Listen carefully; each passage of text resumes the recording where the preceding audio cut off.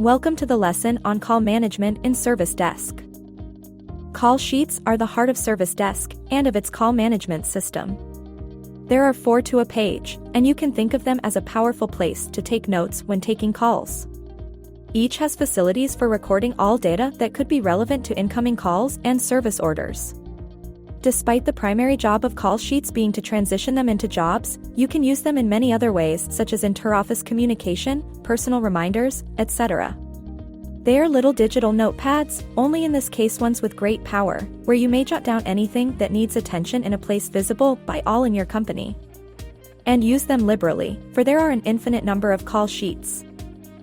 Every call sheet has several main features. On the left is the main body of information for the call sheet. This is where you type out whatever is relevant to what you're doing. In most cases, this is customer information and data relevant to what will become a job.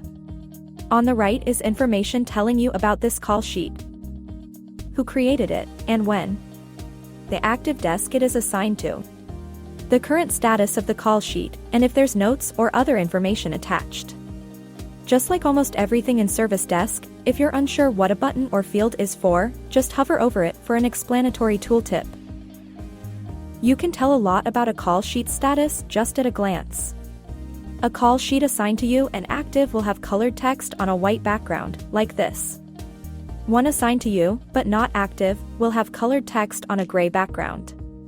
Any call sheet not assigned to you will have gray text on a gray background. Navigating call sheets is very simple. Within a page, you can just click into the specific call sheet you want to use. If you want to move between call sheets on a page without the mouse, Control-Enter moves your focus forward, Control-Backspace moves back. In many cases, you only want to navigate between active call sheets assigned to your station. To do this, use Alt-Enter and Alt-Backspace to go forward and backward respectively. To move between pages, use Page Down on your keyboard to move forward, and Page Up to move back. To start using a new call sheet, just go into the first one that's still empty, which is always at the end of those already in use. If you're not already on the page containing the next empty call sheet, it's easy to move quickly there by pressing Control Page Down on your keyboard. This is the last page command. There is also a first page command, with Control Page Up on your keyboard. Using these 2 commands is often an efficient way of moving around.